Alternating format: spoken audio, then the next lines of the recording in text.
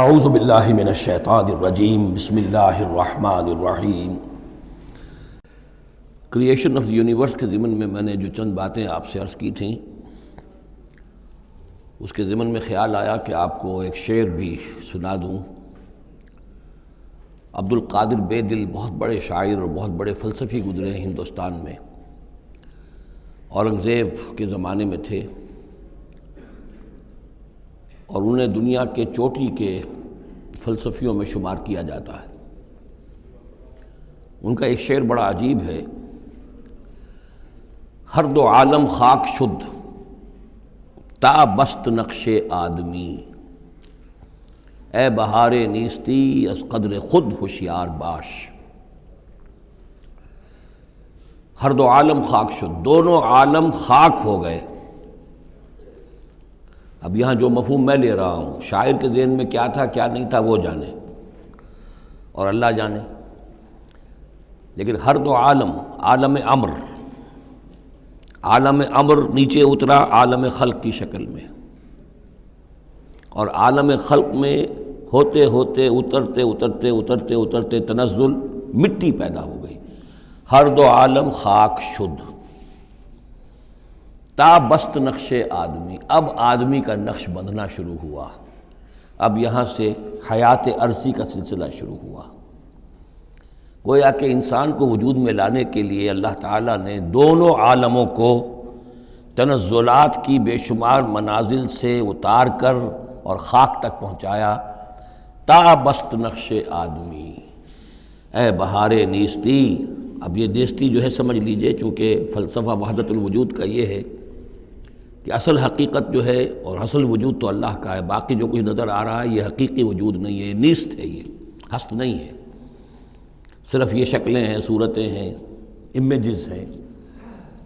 کل ما فی الکون وہم او خیال او عکوس فی المرایا او ظلال، تو یہ نیست ہے۔ یہ جو عالم وجود ہے جسے کہا جا رہا ہے نیستی، اس عالم کی بہار انسان ہے، کلائمیکس آف دس کریشن۔ خلقتہ بیدی، مسجود ملائک، خلیفۃ اللہ۔ تو اے بہار نیستی از خود قدر خود ہوشیار باش، ذرا اپنے مقام و مرتبے کو سمجھو کہ تمہارے وجود کے لیے اللہ تعالیٰ نے ہر دو عالم کو تنزلات کی کتنی منزلوں سے نیچے اتار کر خاک کیا ہے، تب تمہارا نقش بننا شروع ہوا۔ اور یہ عبد القادر بے دل وہ ہیں کہ جن کے آگے مرزا غالب بھی پانی بھرتے ہیں۔ طرز بے دل میں ریختہ کہنا اسد اللہ خان قیامت ہے، آسان کام نہیں ہے جو انداز ہے بے دل کا۔ اب چلیے آگے۔ وَإِنَّ لَكُمْ فِي الْأَنْعَامِ لَعِبْرَةً، جیسا کہ میں نے عرض کیا تھا، اس سورہ نحل میں اللہ تعالیٰ نے جو مختلف نعمتیں انسانوں کے لیے بنائی ہیں، پیدا کی ہیں، ان کا ایک ایک کر کے تذکرہ ہو رہا ہے۔ اور ان کے لیے، تمہارے جو چوپائے ہیں، مویشی ہیں، ان میں بھی عبرت ہے، سبق ہے۔ ان کو دیکھو اور اللہ کی حکمتوں کو پہچانو۔ نسقیکم مما فی بطونہ، ہم پلاتے ہیں تمہیں اس میں سے جو ان کے پیٹوں میں ہوتا ہے۔ پیٹوں میں کیا ہوتا ہے؟ من بین فرث، گوبر ہوتا ہے، ودم، یہ خون ہوتا ہے۔ پیٹ چاک کرو گے کیا نکلے گا؟ لبنن، اب ان دونوں کے مابین سے اللہ تعالیٰ تمہیں پلا رہا ہے دودھ، لبنن خالصاً، ستھرا، صاف، سائغا للشاربین، پینے والوں کے لیے نہایت خوشگوار، خوش ذائقہ۔ ومن ثمرات النخیل والاعناب، اور کھجوروں کے پھلوں سے بھی اور انگوروں سے بھی، تتخذون منہ سکرا ورزقا حسنا، اس سے تم نشے کی چیزیں بھی بناتے ہو اور یہ کہ رزق حسنہ بھی ہے، بہترین رزق بھی ہے تمہارے لیے۔ ان فی ذلک لآیۃ لقوم یعقلون، یقیناً اس میں نشانی ہے ان لوگوں کے لیے جو عقل سے کام لیں۔ وَأَوْحَىٰ رَبُّكَ إِلَى النَّحْلِ، اور تیرے رب نے وحی کی شہد کی مکھی کی طرف، یعنی اس کی فطرت میں یہ چیز ودیت کر دی۔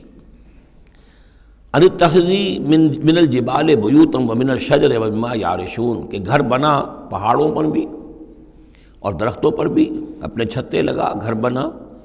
اور جو یہ ٹٹیاں باندھتے ہیں کھجوروں کی، انگوروں کی بیلوں کے لیے، اس کے اوپر بھی وہ جا کے وہ اپنا بھی ڈیرا لگا لیتے ہیں۔ ثم کلی من کل الثمرات، پھر ہر طرح کے میووں میں سے کھا، یعنی ان کے رس چوس، فسلکی سبل ربک ذللا، اور پھر اپنے رب کے راستوں پر چل، وہ راستے کے جو صاف پڑے ہوئے ہیں کہ جن میں کوئی رکاوٹ نہیں ہے، ادھر سے ادھر، ادھر سے ادھر۔ یہ ہے شہد کی مکھی، یخرج من بطونہا، اس کے پیٹوں سے نکلتا ہے شراب، ایک پینے کی شے یعنی شہد، مختلف الوانہ، جس کے رنگ مختلف ہوتے ہیں، فیہ شفاء للناس، جس میں لوگوں کے لیے شفا ہے۔ اس لیے کہ جن جن پودوں کے پھولوں کا رس اس نے چوسا ہے، اس کے خواص، اس کے اثرات، اس کی تاثیرات جو ہیں وہ شہد میں آ جاتی ہیں۔ وہ شہد تو گویا کہ وہ کشید کر رہی ہے ان پھلوں کے اندر، اور ان میں جو کچھ تاثیرات ہیں وہ اس شہد میں آ جائیں گی، اور جڑی بوٹیوں سے گویا اس طریقے سے شہد میں وہ ادویات کے اثرات سراج کر رہے ہیں۔ ان فی ذلک لآیۃ لقوم یتفکرون، یقیناً اس میں نشانی ہے ان لوگوں کے لیے جو غور و فکر سے کام لیں۔ واللہ خلقکم ثم یتوفاکم، اللہ ہی ہے جس نے تمہیں پیدا کیا، پھر وہی تمہیں قبض کر لے گا، موت دے گا، وفات دے گا۔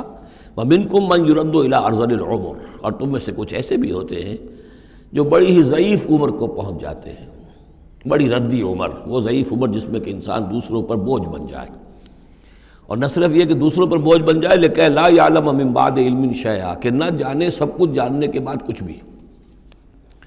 آپ کو معلوم ہے ڈیمنشیا بھی ہو جاتا ہے، ذہنی صلاحیتیں ختم ہو جاتی ہیں، یادداشت ختم ہو جاتی ہے، بڑے بڑے عاقل اور بڑے بڑے فلسفی اس عمر میں جا کے جو بچوں کی سی باتیں کرنے لگتے ہیں۔